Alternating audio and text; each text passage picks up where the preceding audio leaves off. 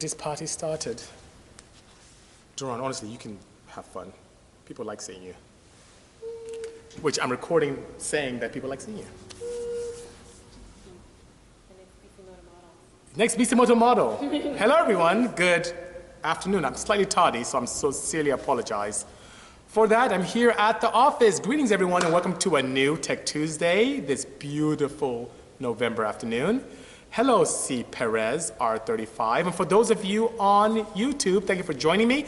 This is the weekly show that we do every Tuesday afternoon, post-noon, 3 p.m. Eastern, to address all kind of things, project, tech, and more. Hey, Duran is waving to me and he's right here and he's logging on waving to me, which is interesting. Hello, Basan. Hello, Guero. Greetings. Asker from Denmark. Thank you so much. Cry Girl Shouting. Stephen, I don't know what that means, but welcome nonetheless. Oh, what's going on with you, Olaf? Thank you so much for the kind words. Thank you for joining us. Hello, Ancheta95.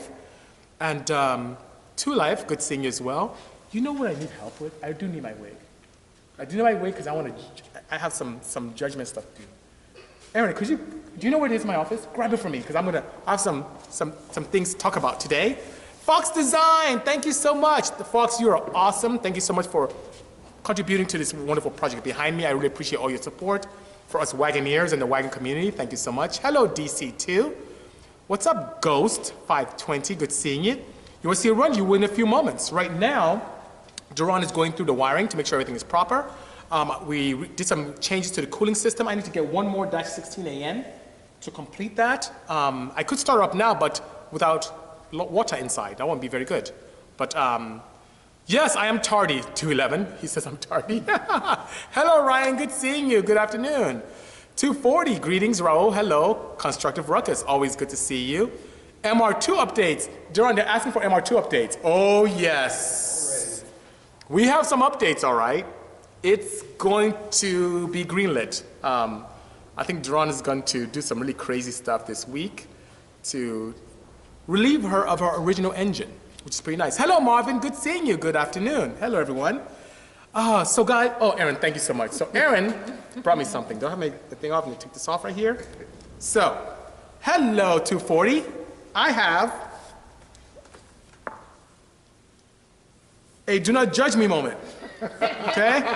So, this is what I wear when I say do not judge me. And what do I mean by do not judge me? So, I keep hearing through the woodwork, look at Marvin's like rubbing his chin like what's going on here. I keep hearing through the woodwork that I am not supposed to call this wonderful project of ours a Waggle van, which is silly. I understand that a Waggle van, some people say existed only up to the year 1990, some say to 89, some say that it shouldn't have a back headrest, some people say it's just a trim that existed all the way to 91. You know what, guys? I don't care. People want to see that Pilot Auto Group 300Z. I don't care if I call it a Waggle van, a Skyline. I don't care if I call it a Bisimoto Wagon van type R. It's my car. I can call it whatever I desire to.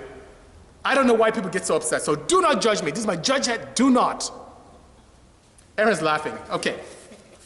Back to my regular Puro hat. Okay. Don't let me whip this out again. Okay. So that being said, wow, people are laughing over here.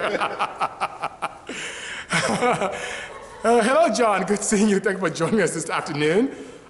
It's not that serious, guys. Honestly, Waggle van is not really that serious. Aaron says he's okay, Aaron's judging me. Aaron? Yes. Not you, Aaron. There's another Aaron that's judging me here. Look, Aaron. I know where you live. I really don't know where you live. But I think I know where you live. Yes, facts. Absolutely. Okay, enough of that. That was enough fun for one day. Okay, so, guys. Thank you so much for joining this afternoon. Yes, thank you, EH.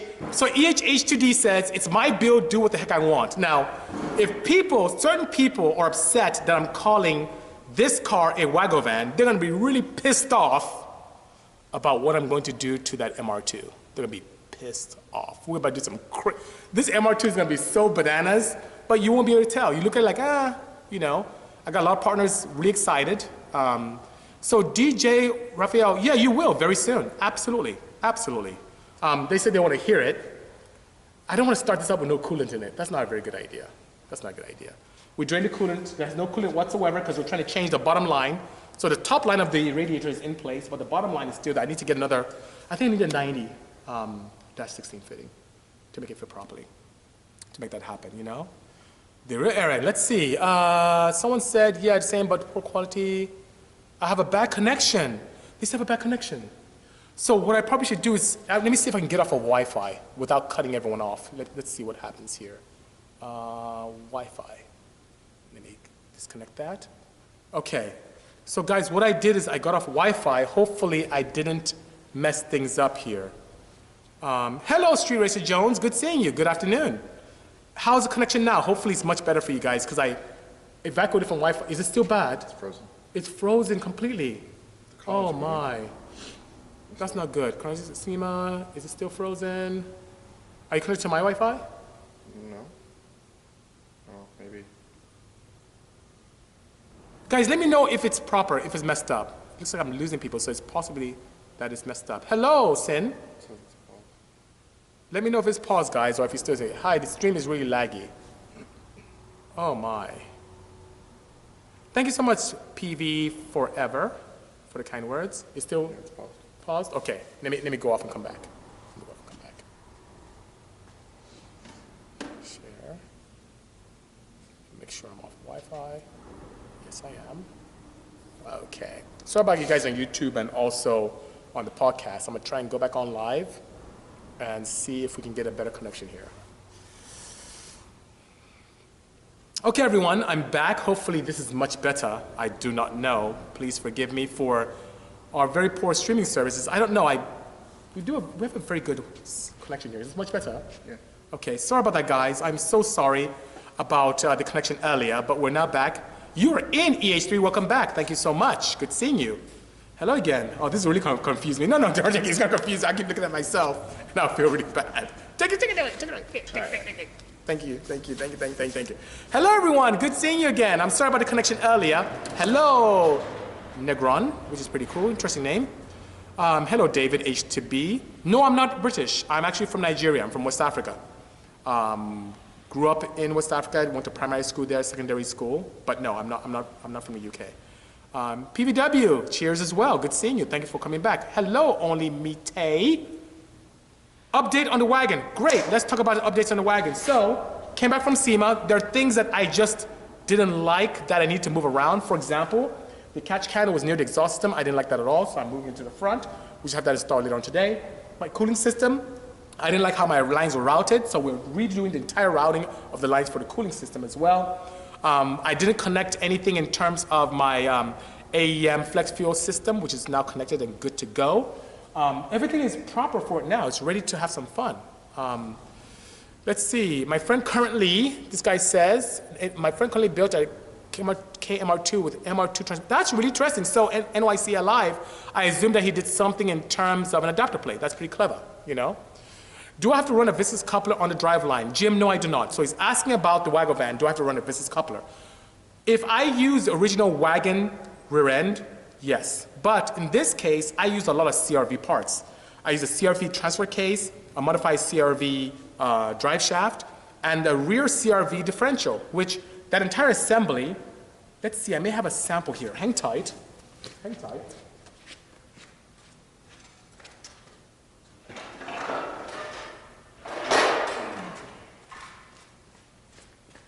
This is, it's pretty heavy.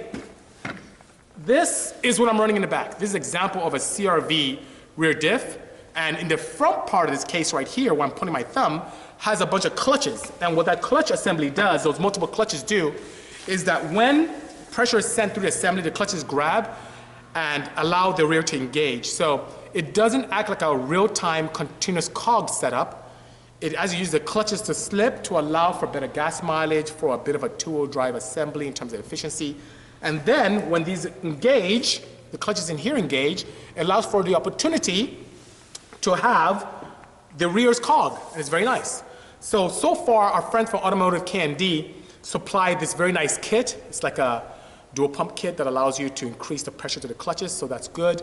We're gonna experiment with some clutches coming to us from them as well that has the capability of withholding more horsepower. And if that doesn't work after some time, if we overpower that, we'll most likely do a direct cog and use some kind of viscous coupler from a very robust assembly, which should be pretty cool. So I'm sorry my hand's a bit dirty, forgive me please.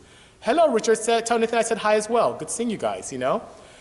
Slim is asking what are my thoughts on a B18C. I think that's really good. The B18C is really known as the small block Chevy of the Honda world. It's something that has a very robust aftermarket support, has decent flow in the heads, has plenty of opportunity, as you can see what people are running nowadays. Turbocharged applications, people running 7s, people run, you know, close to 9s with the, pretty much 9s with the NA setup. So it's a very formidable engine. But in terms of horsepower per dollar, I think the K still reigns supreme compared to those, you know. So this color is a blue. As a matter of fact, for those of you who are Beamer heads, this is a Marina blue from the BMW, courtesy of our friends from BASF. Oh, yeah, Nathan Vahan, tell him I said hi, by all means, you know. Aloha! I would love to visit Hawaii. My wife is bothering me. We should really make that happen, you know. Am I confirmed going to the Honda YouTube challenge? No, not at this time. Not at this time, sir. Hello, SB. Good seeing you. Hello, everyone. Yes, I will. So, Kappa, that's my goal. I'll do a live feed on that and show you guys what I do. No problem. So, full-time, no, it's not four-wheel drive all the time. So, it's set up like you would see with a standard on-demand four-wheel drive. So, it's typically an all-the-time two-wheel drive and on-demand when the front slips and when required, the clutches in the back lock up, and it creates an all-wheel drive scenario, you know. Shivan is asking, is the engine a K24Z7? This is actually a K24Z7 head on a K24Z3 bottom end from the TSX. So a very similar construction, has the integrated exhaust port. The intake port flows better than any K series out there. Yes, it's absolutely fantastic. If you take the intake gasket out of this engine and overlay it on an older K20, K24, you see that the ports on these are massive. And you know, the head holds the highest potential for power. The setback on this engine is the integrated manifold, which is great for emissions to light off a catalytic converter, but it is not the best for NA power. But for turbocharging, it makes things very easy. So when you combine it with a manifold from, let's say, PRL, you have a match made in heaven when it comes to turbocharging, which is pretty nice. And speaking of turbocharging, this weekend on Sunday, our friends at CSF are having this awesome show. Please, between the hours of 11 a.m. and also 3 p.m. in Rancho Cucamonga, go and check it out. They have a huge array of SEMA 2018 projects that you may not have seen, you not have the opportunity to see in Southern California. There's food, drinks, beer. Please come out. It's going to be a blast, you know? So 124 Underground is asking, am I bringing the Waggle van to Fastest Car? That is the reason why this car exists. So for those of you who may have seen the write-up on Speed Hunters, this car primarily exists as the revenge car for that Odyssey right over there. The Odyssey that I'm looking at, you can't see it, but the Odyssey over there, 1,029 horsepower, potential to make more. We've actually made more. Very heavy car, which is cool, so it's very planted. Makes a ton of power with the V6, which is awesome. Huge turbocharger from Precision, but it has no traction. Front wheel drive, it just spins the tires in first gear. For those of you who watched the Fastest Car Season 1, Episode 1, you'll notice that the entire time there are 2 black lines on the floor. The only time there are demarcations in the black lines of the tires is when I shifted. So while other people were hooking and going, some of them running slick, some of them, you know, all of them all rear-wheel drive, we just spun. And that was really sad. We made more power than anyone else there. If it was like a high-speed run, it would have been a totally different story. But from a dig on that kind of asphalt, it wasn't a great opportunity. So what could I do to prevent that from happening again? Build something that has similar horsepower potential, not as much torque, but a potential to make similar horsepower, much lighter, and all-wheel drive. So that's what we have here. This is my revenge car. And you can see it, with God's grace, as they have commissioned me for Season 3. So Season 3, they want this car and the Viper that's right here, that we're looking, which is pretty interesting, you know? So let's see here. Yeah, just like an Audi Haldex. Absolutely, PV. Absolutely, you know? Z Rinderson is asking, air-to-air versus water-to-air intercooler. So that's a great question. In this facility, I have a variety. I have air-to-air, like what you see here. That's a very well-designed intercooler courtesy of PRL, which has dividers to make sure that the air is distributed properly across the gradient of the intercooler. It's much more simplistic to design, very straightforward. Very easy to integrate, not a bad problem at all. Now, here's where the challenge comes. What if you have a mid-engine? What if you have a rear engine? It may be a little more difficult to do that. So liquid to air is an opportunity where you can have very good density of air because you're using liquid, water as a main medium, maybe a water interface with another, maybe some ethylene glycol or some other additive to inhibit corrosion or freezing. Liquid to airs can be extremely efficient. I push myself, for example, to keep air to airs within 20 degrees of ambient. With liquid to airs, on that red center seat portion, you may see on my, you can't see it here, but if you look at my feed, you see that. Let me see if I can move this around so you can see that. So right there, that red portion you see right there, there's the black one next to it. That uses a liquid to air intercooler. And the liquid to air is fantastic because I am never above ambient. No matter how much power I push, I can push close to 600. Because of the efficiency of the liquid to air, I see temperatures that are similar to ambient. Now, the only challenge with liquid to air is complexity. You have the liquid to air interface with the heat exchanger. You have another heat exchanger in the front to allow for heat exchange of the rejected heat with atmosphere. You have pumps, you have lines. It's a lot more. And God forbid you have a poor assembly, you risk the challenge of having a fracture and getting water into your engine. So we don't think about bad things, but it's something that could happen. So nonetheless, liquid to air, extremely efficient, fantastic, allows for compact spaces, allows for mid-engine, rear engine. You can put in a front engine and get some really good efficiencies. If you're drag racing, you can literally be below ambient by having a container that feeds the liquid to air intercooler heat exchanger and put ice in it. So that being said, you can be below atmospheric temperatures, which is great, right? Dense air, more power, more reliable power, which is fantastic, but it's more complex. Simplicity, complex, more efficient, not as efficient. I hope that helps. Boosted GD3 for me asks, what's the highest compression ratios can be achieved with 93 octane and tuning reliability? Depends if you're NA, or it also depends if you're turbocharged. But I can tell you one good rule of thumb. Dynamic compression is everything. You can have a static compression as high as 13-to-1 on 93 octane, but if your camshaft is very small to where your dynamic is very high, you would detonate. I've been able to get away with 12-to-1, 12.5-to-1, 13-to-1 on the street on 91 octane fuel here in California using very large camshafts where I bleed off some of the challenges. So that being said, you can be able to have control over low octane fuel, being able to do extremely well with high static compression, having the efficiency that is there and can give you an opportunity to be very fast, but you have to combine it with a proper camshaft to reduce the dynamic and have a good time. And this is with standard port injection. Now, when you get into direct injection, wow, you can go to higher, much higher static compressions, much higher dynamic compressions, and even much leaner air-fuel ratios. So, but based on what we do, and based on what you're saying, I assume that you're talking about port injection and not direct, you know? Ren is asking, how excited about the MR2 am I? I'm extremely excited. You know what's weird? I'm excited because you guys are excited. I put that up as in, what am I getting myself into? I have never built a Toyota myself in-house. I've worked with TRD. I've worked with Toyota. I've tuned some of their cars here. That crazy Corolla that looks like a stock Corolla that you can lift it up, and underneath is like this crazy dragster setup. It was tuned here, which is great. Long story, oh, did I lose sound? Let me know if you guys can hear me, guys.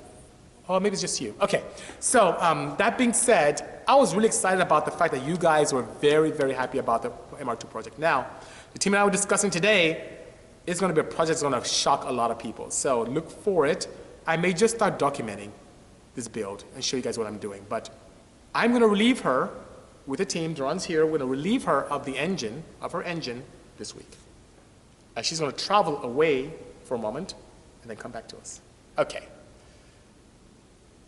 What's up with the Mercedes? Mercedes is right there. It's going. So we're starting already with Mercedes. I already have an engine. I have two engine options, which I want to make a surprise, but both of them are really exciting. One is a partnership engine. The other is the legacy engine, which is pretty exciting.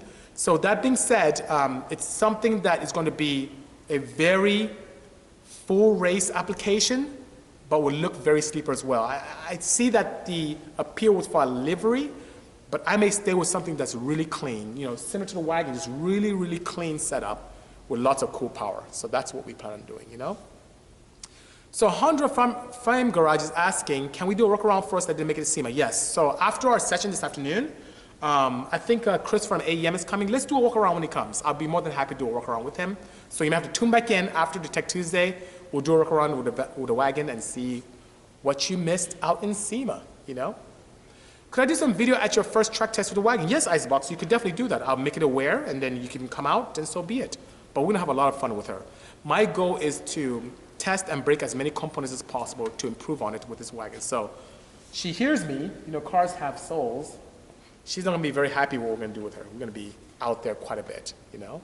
Thank you so much, David. Thank you very much for the kind words, you know? Absolutely, similar to a Haldex, you're correct, you know? So what sleeve company do I recommend for K20 Boost? Same thing I use on this K series. It would be Golden Eagle. That's what I recommend. Any more work on the EcoBoost Mustang? No, no work on the EcoBoost Mustang. That market wasn't very robust for us. We did some stuff with Ford. Maybe we'll do some stuff again, but our focus primarily has been on a lot of Hyundai, a lot of Porsche, and Honda as well. Hello, Engels. Good seeing you. Thank you so much for joining us all the way from the Dominican. Appreciate that, you know? Slim says, I want to drive my build. Once I'm done to visit, I will work in that. I know you're a busy man. I do not know what he's saying.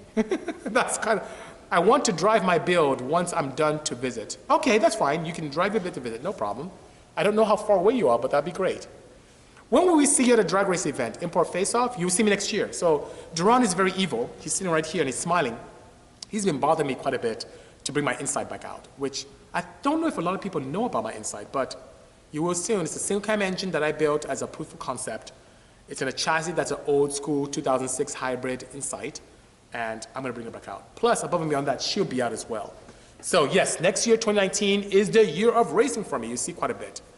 Do I have parts for H22As, Donovan says? Yes, I do. Camshafts, valve train, pistons, rods, sleeving services, aftermarket crankshafts, lubricants, oils, you know, break-in and regular fill, drivetrain components as well. We have quite a slew of components for the H22A. Let us know what you need, head gaskets as well, and we can make it happen. You can either DM me here, or better yet, write to us at sales@bisimoto.com, and the team and I would be more than happy to help you. Arnie SoCal says, BC, what are the things you look at in a car to purchase for the shop? Aftermarket support, handling, or do you care because you make whatever you need? And I think the latter is the case. Duran, do you see any rhyme or reason to the cars I choose? Really? He says no. He doesn't see any rhyme or reason. So I'm the kind of guy, I don't need to have aftermarket support to be able to create something. That's one of the reasons why for the OEMs love us as well, because we are not afraid of the unknown and we can take things that are absolutely non-existent and create something. So when it comes to engines, I do have a soft spot for heads that flow very well.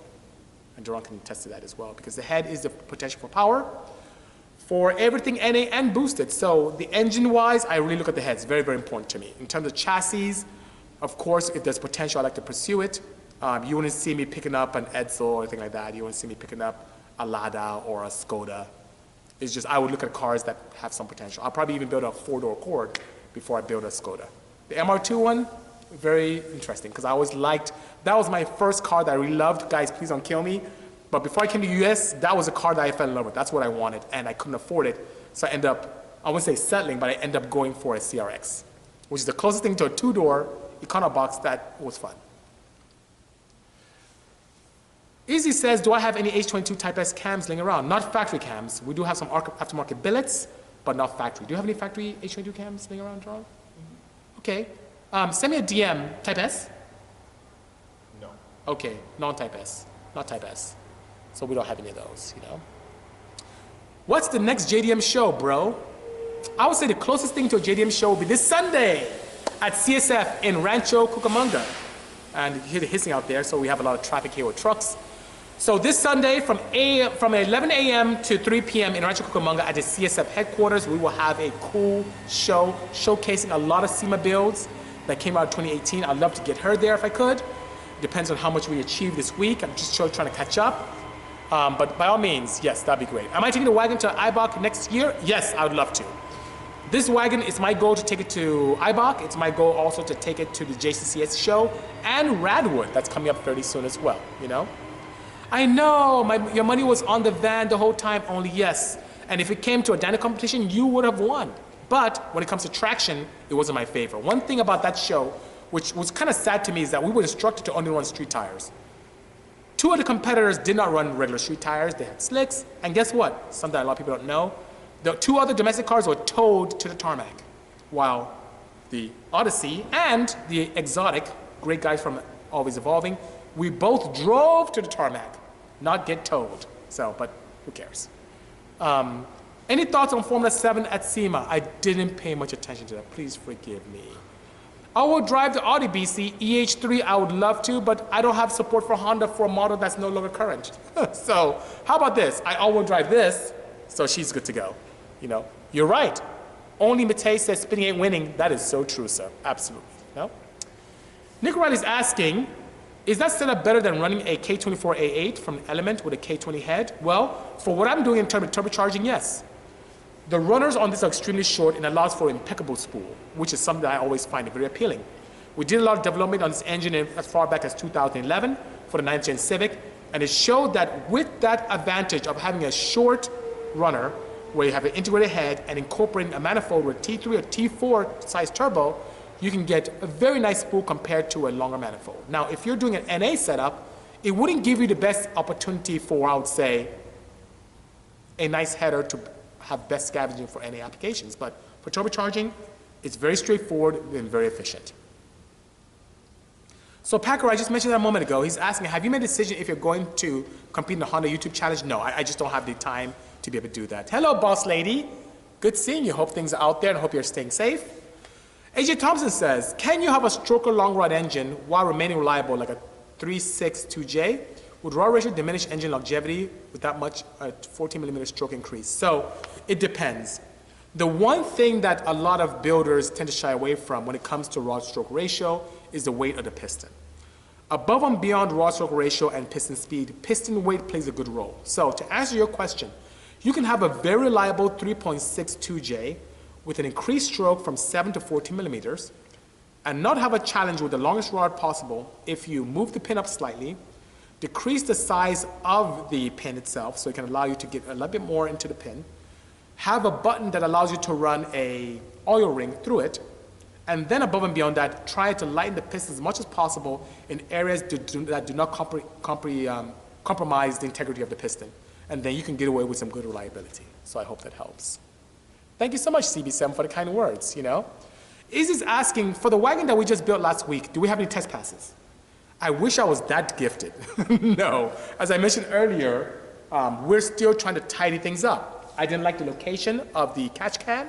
It was too close to an exhaust source, which is not good. You can imagine with fumes of oil, or God forbid, if I have a failure and oil spews into that, it can go into exhaust and cause a bit of a challenge in terms of safety. So I'm moving that far forward. I didn't like the routing of my cooling system, so I run CSF radiators, but I didn't like how the routing was. It wasn't very efficient, so we're doing that as well. There's some small things like Duran is here to help me as well with the headlights and stuff. There's small things. I want things to be very proper, so I haven't. And believe it or not, we've been closed to the public for many, many months. I'm still trying to catch up with work. A priority for me right now is not to go racing. I have to catch up with my customers and make sure they're okay. So, Izzy, I don't have any test passes yet, but if I did, trust me, you'll be part of it. I will be in the car with you doing live feeds to make sure that's good, you know? 100 Pro Parts got his cam. Thank you so much. That level X is vicious. That is the same cam that I ran 10s with in my D series, NA. So that's a very good one. I'm glad you received it, sir. DJ is asking, can we start the wagon? I just mentioned I'm doing the cooling. There's no coolant in there. I could start it for a brief few seconds, but there is no coolant in this thing at all. That's a really bad idea. If you can give me a few hours, I'll put the lower holes in. I have to go buy a 90-degree-16 line, make a line, fill up with coolant again, and then should be able to start it up without qualm. You know? What do I think about a GSR head ported to 295 CFM? That's a really good port on a stock GSR block with light bolt-ons. So 295 CFM, and I'm assuming you're anywhere from 23 to 25 inches of depression. That's a really good flow for a B series. I think that's absolutely smashing. But to take full advantage of such flow, you need a proper camshaft, and you may want some compression. It'll work, but you're not using that engine very efficiently. You need some heat to get the power out of that thing. And when I say heat, as you can imagine, as I mentioned many times in previous Tech2sDays, our engines, our internal combustion engines are just glorified energy converters. You're taking the chemical energy from oxygen in the air, which is about 21%, combining that with the caloric content of the fuel, igniting that. When we ignite that, the heat of combustion does work on the piston.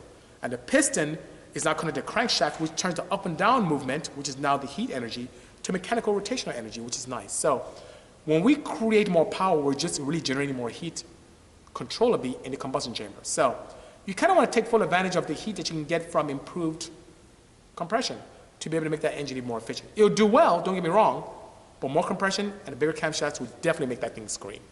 Hello EP3, good seeing you, thanks for joining us, What do I see myself doing as far as fan events in 2019? I would like to do some meets here at Bisimoto, which is pretty nice. I'd love to be able to do more racing all across the country with some focus on the West Coast with both drag and road racing. That's what I foresee, Dipping deep, too much or too little? I don't know what you're referring to, but please do, Oh, thank you so much, Lulu, for the kind words. I appreciate the kind words indeed, With all the talk about intercoolers, what about running both types? Asgar, when you do run a liquid to air, you're pretty much running almost both types. So if you're asking about running an air to air in addition to liquid to air, that's a lot of complexity that's not quite required. But if this gives you any consolation, a liquid to air is pretty much a glorified air to air, but instead of air being the medium for heat exchange immediately, it's surrounded by a medium of liquid that has to be taken somewhere else for heat exchange. So the concepts are very similar. Many of the fin designs are very similar. You can have more fin density within liquid to air. That's why it's a lot more compact. But in my opinion, having an air-to-air combined with liquid to air adds a significant amount of complexity. Hello, Leo. Good seeing you. Hello, C. Perez. Thank you so much. Leo, thanks for the kind words. I love the Wagon as well. Easy's asking, have I done any test passes in the Wagon again? So, answer is no, I have not. We just came back from SEMA and trying to catch up at work. No, Easy, so I don't have any test passes yet. And when I do, you'll be privy to it because I will do so much live, you'll probably be tired of watching me. Greetings, Luis from Brazil. Good seeing you. Boost the GD for me. Thank you so much. Northern Ireland is in the house. Thank you for joining us, Mr. Stuber. Thank you so much. Appreciate that. Any specific duration or lift? It depends. So, 2110 SR Performance asking any specific duration lift. What I tend to do, I allow the head to dictate what camshaft profile I use. Meaning, if you get a head, factory form, ported form, you want to put it on flow bench and see what it does. And the reason why that's so important is it doesn't make sense in you, let's say, design a camshaft that goes up to 500 lift if the head falls on its face after 400. So after 400 inches, 0.400 inches of lift, if your head flows, it starts tapering off very nicely, why put a bare cam? You're just putting more stress on the valve train. But what if you have a head that flows extremely well, continues to flow extremely well past 600? Then you want to design a cam to that. Now, it's above and beyond that. Looking at a head flow is very akin to looking at something in a dyno curve. So, if you look at area under the curve and you notice that your low lift numbers are very robust when you first pull that valve off the seat, and you just have, let's say at 150 or 100 inches of lift, 0.100 inches of lift, or 0.15 inches of lift, you see this great, huge amount of air going in. I tend to put a lot of duration there to take full advantage of that low lift number, or that low lift region. So duration in that area will be much nicer, and the opposite could occur. If it flows much nicely at the higher lifts, 0.200, 0.250, 0.3, I'll put more duration there. The head is the key to everything, and that's where I start. So there's no one size fit all in terms of lift and duration for our heads. The head dictates what's ideal for each application. There's the wig. I'm sorry? The wig. Oh, part of my wig. Oh, look at that. Thank you. John just told me this piece of my wig. This is my little, It's the guy from the wig I had. Turbofan. Turbofans? Oh, he said that? Yeah. Oh, thank you so much. So much. I haven't even got there. There's so many messages. Thank you so much. Oh my God. 124 Underground says, I have a 2016 Fit with a L15B1. Good engine. I want to boost it, but I don't know how well it can take boost. Oh, it does. What are my thoughts on it? Because you make crazy power with the CRZ. Not only do I make crazy power with CRZ, we did very well with the newest generation Fit as well. So we built two for SEMA in 2014. We did, with that engine, one was more of a track car that Haley put together. It was more of like a build that was more a spec. Very nice, little throwback to Mugen and their old school racing. And then we did a 400 horsepower, 85 base one, fully built. It can take well. The limitations for the L15B1 from the 2016 is the injection, the direct injection. What I did on mine, which I wouldn't advise because it's a lot of work, I limited the direct injection and went port. But it's a lot of work, very cost prohibitive. But you can, with today's technology and flashing, if you don't want to go crazy with power, you can definitely have a lot of fun boosting it. My recommendation, sleeving the block because the Earth Dreams blocks are very thin. And that being said, you can easily fracture it, especially if you want to go north of 250, 270 to the wheels. You definitely want to get some valve train, and we have that as well with camshafts as well. And forged pistons and rods, which we have access. So you can see on the Bisimoto store, we have quite a bit of that. You can definitely do that. Thank you so much, Luis, for letting us know that you can hear me completely. EV MR2, guys, that would be so awesome, but we've decided on something that's a little more ICE for now, you know? Not filling the libraries I had lined up. I do not know what that means, sir. My only métier, please give me some more insight. Starting with the AMG 5.0, what piston would I recommend? Definitely our friends from Trom. So Trom pistons, they have over 30 years of experience combined in piston design, is what I use in all my projects, everything from the domestics all the way to the German, and that's what I have in here as well. So please, by all means, hit up the guys from Trom. They're here on Instagram, trompistons.com, you know. Okay, let's see. I do push 2.7 up for 944 turbo tuning? I've stopped judging. Thank you so much, Aaron. Not yet. I haven't had the opportunity to do that yet. Not quite. But I don't shy away. As soon as I catch up, I'll be more than open to invite other projects of that caliber. Hello, Wanderer. Good seeing you. Hello, Project SI. Thank you so much. Do I plan on bringing the Waggle van to Hoonigan for? Absolutely. I do have to. Team Insight, you're so. How long ago did you write that? Long time ago? Oh my God, I'm so behind. There's so much going on. Yes, I plan on bringing that. Let's see. Oh my God, look at all this question. I'd never get to all these. Oh my goodness. Okay, let's start fresh. So guys, if I missed your question, please ask me again. Can you do a direct injection conversion to a port injection engine, 2JZ for instance? Would I have to drill the head for the injectors? AJ, yes, it's actually quite involved. There are two ways of doing it. You can do it through the block or through the head. The head is much easier, but can be quite invasive, and the seal has to be absolutely fantastic. So if I would do it, I would do that. And there are many advantages to direct injection. The piston has to change because you have to take advantage of the plume that forms inside the combustion chamber to get a stratification that allows you to get away with the impeccable burn, the great gas mileage, the improved efficiency, and also allow you to get away with a lot of boost with not crazy air-fuel ratios. So you can definitely do that. Oh, thank you so much, Dealing. Enjoy your evening as well. Hope things are well for you over there in Europe. Any experience, Bowie GD3 is asking, with oilless turbochargers? No. All the turbochargers I run are from Turbonix and Precision, and I've always had the opportunity to run them with oil, with fresh oil, with a nice drain, without any kinks to the crankcase, you know. You're the IBOC meet in May 16th. Good seeing you again. Thank you for joining us, you know. Kai Toy is asking, am I going to EV the MR2? No, as I mentioned earlier, no. This time around, we're going to go with an ICE, internal combustion engine, but it's going to be very shocking to many, many people. B18 is fully built and sleeved, says Santos Tuner. Should I go K28 all motor build, or what do you think would be the best way? Turbocharging would be the way to go in terms of horsepower per, you know, back in the day, it was very expensive to do turbocharging. Nowadays, with technology, engine management solutions, there's a lot more bang for buck with turbocharging, and that would be the way to go. Do a Jackson supercharger on a D16 on Honda, a bone stock engine. Anything you would recommend or doing or not doing? So what I would say is not going too crazy with boost. If you have the capability, I would highly encourage you to do some kind of flex fuel or definitely some kind of 85 if you have it in your region. Above and beyond that, make sure you use proper oil. Very important, especially with supercharging and the kind of heat that you do generate in that. So as you know, Dip and Deep, I recommend pure oil. That's what you use, over 1,700 parts per million of zinc. Do not put rubbish inside your engine. Please, please, please do not. And when tuned, make sure that your tuner does a proper partial and full throttle tune. It should be okay, you know? AJ is asking, could you cast a new cylinder head for a better CFM head flow for restrictive engines such as 2J or D16? 400 CFM possible? Absolutely is.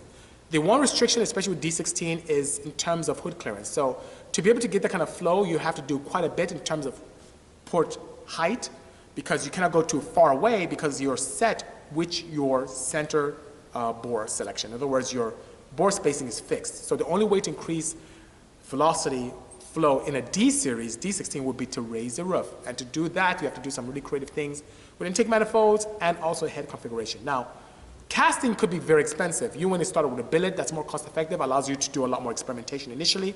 And when the volume dictates, you can start casting and be able to do that accordingly, which is pretty nice, you know? How much of a challenge would it be to make an 8th gen Civic all-wheel drive? Project FD2 asks. We looked at that. It's not too bad. You can use probably the second generation CRV components because the rear suspension has points that are very similar with the exception of one point. You do have to do some fabrication to allow for a better aperture in the center for the drive shaft. You have to modify your tank significantly, but being composite, you may have to go with a custom cell. It is not prohibitive. It is a little bit involved in terms of fabrication, but it can be done. It's not a challenge. It's not too big of a challenge. If you're up to it and able to do the fabrication, yes, it can be a very worthwhile build, which is pretty accurate. Very nice, you know? What do I think about Acura Integra DC4 1994? I think they're cool cars. A little bit heavier than the earlier models, but I love the roundish, not so square shape of the DC2s and DC4s. I like those very much. Do gear ratios affect horsepower? Yes, they can. So gear ratios, I would say, on an inertia dyno, especially how it dictates power, can affect it. So what do I mean by that? Unlike the dynos that I use here in-house, which is like a dyno pack which directly cogs to the hub, and it's an absorption unit using very viscous oil, which is cooled down by a water medium that's external, and uses the input of the ratio of the gear to divide the amount of energy being absorbed and give you accurate power. Inertia dynos, as the name implies, calculates horsepower by your ability to overcome the inertia of that large roller, of that large flywheel. Now, the thing is that when you change gearing, it gives you a different mechanical advantage over that inertia wheel. So what does that mean? Different gears on a dyno jet will give you different horsepower ratings. Meaning also different tire sizes will give you different ratings as well. Meaning also when you change your final drives or individual gears, it also changes the mechanical advantage you have over that dyno. So what does that mean? It means if I'm in your shoes, I'll seek out those dynos that can allow me to do accurate comparisons no matter what ratios I have in my gearbox, which are dyno packs, which I like quite a bit, you know. What is my opinion on MAF versus Alpha N on a BMW S14? I'm debating whether making the move to Alpha N on my S14 Power 2002. Now, if you are boosted and you have, in my experience, regions that have varying elevations, I'm a big Alpha N guy with a boost compensation in the background. That's very nice. So I like the throttle response using Alpha N. MAP sensors are very good. MAF is really, really nice, but can be restrictive. MAP is great, especially if you combine it with some type of elevation change device, like if you have some kind of barrel sensor incorporated. But where possible, I'd like to do Alpha N for my fuel maps. And if your software allows you, use MAP for ignition for obvious reasons, especially if you're boosted, because you don't want to use Alpha N for ignition, because if you're boosting, you want to retard timing quite a bit. And Alpha N goes from 0 ideally to 100 throttle position and doesn't give you that. And that gives nice throttle response, and the boost compensation allows you to add fuel accordingly. So if you have the capability, NA or not, Alpha N is great. It gives you great throttle response and not as sensitive to changes in elevation. However, bear in mind that your Alpha N setup, your throttle position is your lifeline. Do not move your cable or the sensor on the throttle body, because if you move it, it changes and skews your entire map. But it can be very, very good. Filey's asking, am I planning a drift build? Not at this time. I don't have any plans for drifts. I'll be doing a lot of road racing stuff with the Center Seat Porsches and some drag racing with her and the inside as well. So, Quaif trans detail on my Civic. Genghis Khan is asking. So, what I have here is a Quaif Sequential, which is designed for the two-wheel drive application for the K-Series engine. And in this case, we use the bell housing out of a 2004 CRV, which is all-wheel drive with the, of course, transfer case. The guys from Quaif made a custom differential for us, which allowed us to be able to bolt in both final drives for the gearbox and also the transfer case into this assembly for a seamless transition into this chassis. And of course, my good friend Marcel, who's worked at Gear Speed, was kind enough with his partners to put this together for us, which is pretty nice, you know? I'm sorry? Oh, it's a 5-speed. So it's a 5-speed, not a 6-speed. Okay. AJ Thompson is, well, okay, let's see, before AJ Thompson, Kig is asking, what do you think is better, Nissan GTR, R35, or Acura? Oh, come on. I'm going to say NSX. I'm a big Honda head, by all means. I really like the MIG engine. The R35, being older, is really cool, very nice old school vibe to it. I like the fact that it's a FR chassis, but I'm a really, really, really, really big proponent or advocate of mid-engine cars. I just love the balance of those. And you know, the NSX was one of the cars that Honda, whether you're looking at the previous generation, current generation, lost money on. It's a very expensive car to build, and it was always ahead of its time, which I love. AJ Thomas is asking, how can the VR38 GTR engine make so much power despite the head only flowing about 340 CFM? Is there another contributing factor to making reliable power than head flow? No, head flow is everything. So CFM at a certain depression is one thing, but when you push air through it, it's something else. The one thing that the VR38 has to its disposal is significant aftermarket support. You can do similar things. Think about B series. How much could a B series flow? But look at the kind of power people are making on inline fours, well into the 4 digits. So if you multiply that by 6 cylinders, you can imagine what could be done if B series alone exists in 6 cylinders, let alone the VR engines, you know? NSX, any new projects? Nothing on the NSX realm, nothing yet. Hello, Insane One, good seeing you. Aren't Honda slow? Well, from factory, yeah, most cars are kind of slow from factory. But the great thing about the Honda Scenic, it allows us the opportunity to do many, many modifications to tailor them to our taste and make them pretty fast, which is pretty exciting, you know? Jim Genghis is asking, did I do a 36 millimeter hub conversion on the Civic? Yes, I did. So I used the hubs, 36 millimeters from a 99 CRV, and also the rear trailing arms from the same year, which allowed me to have a 5-lug conversion, having more wheel options, and also making things very cool and unique. Motorsports Detailing says, I'm an MR2 owner. I want to see what you're going to do with that MK1. Yes, so I'm very excited about that vehicle. We're going to start on this week, which is very exciting, as well as the Mercedes for next year. And everyone's going to be very, very shocked about that. Hello, Papa Juan. Good seeing you. Hope everything is well. Do I like the FD2 Type R? Yes, I do. I like it so much we have a Hot Wheels. Yeah, I do like it quite a bit, you know. Which single-hand F-Series head is the best? I would say the F22A, A1, A4, A6. So anything F22A is good.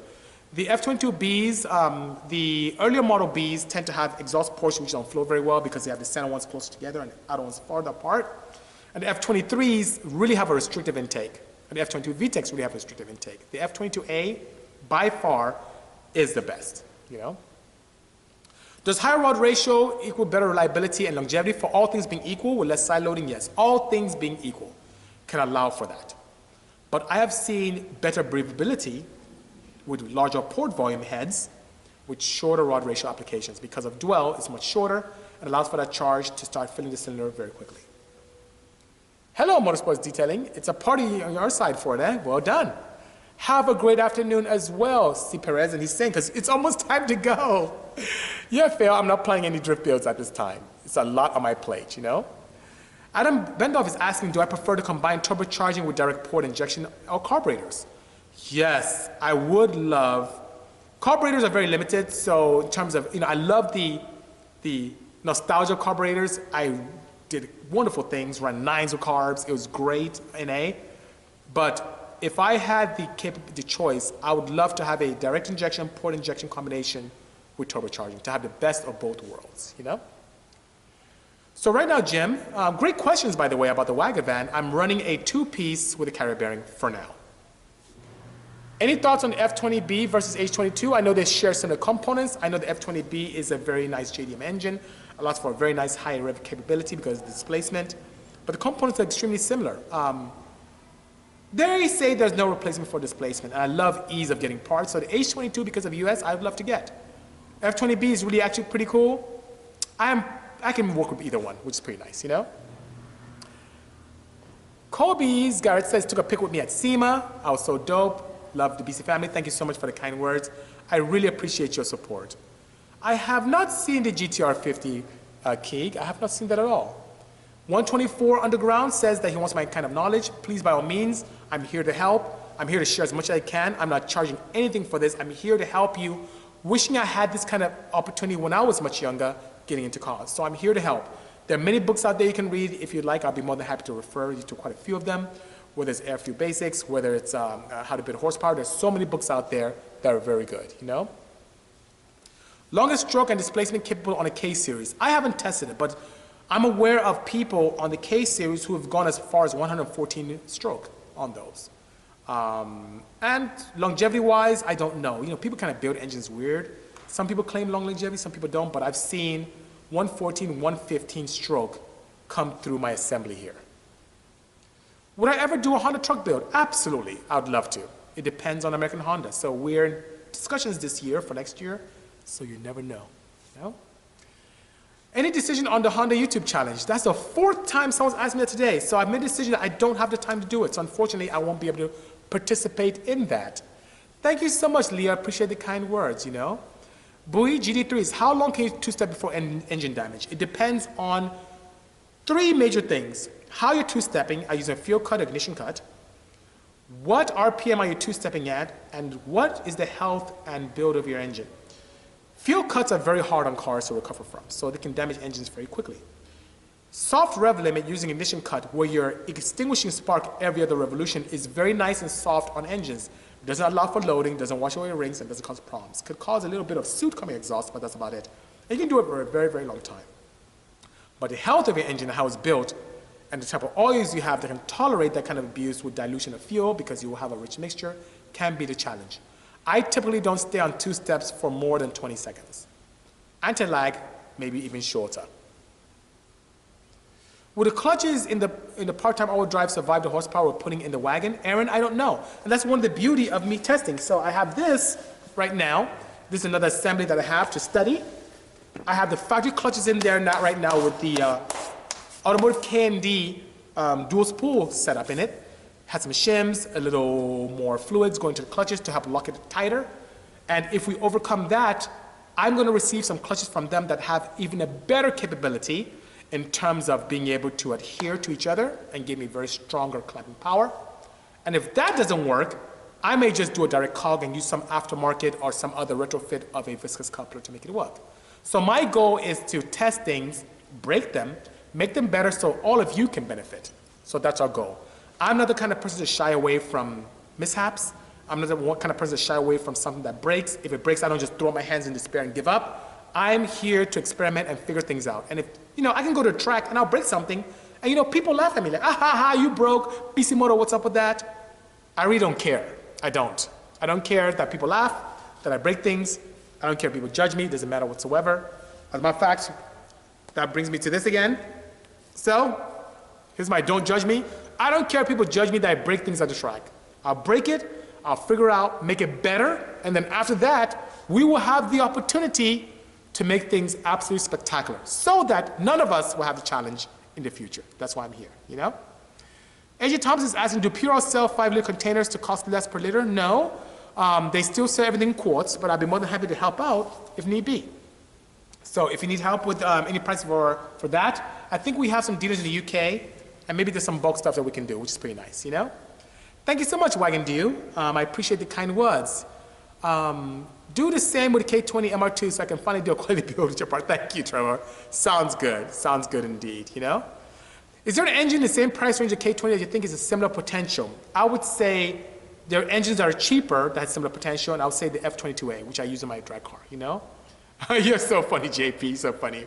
So on JP's note, who's telling me to put my wig back on, I'm gonna bid you guys farewell. Thank you so much for spending this hour with me. It's absolutely fantastic. We're gonna come back in here later on. I'm gonna put some coolant in this thing and fix the line for the CSF radiator. And then after that, we will start her up, and hopefully you guys can join us for the first startup, which will be pretty nice. So that being said, look forward to seeing you guys soon. For those of you who are in Southern California, please make it out to the CSF event this Sunday from 11 a.m. to 3 p.m. at the CSF headquarters in Rancho Cucamonga, California. It should be pretty good. And to answer your question, Dorsey, AM Infinity 506 by all means. Take care, everyone. Good seeing you, Sam. Good seeing you, Dark Red. Have a good one. Take care, guys. Cheers.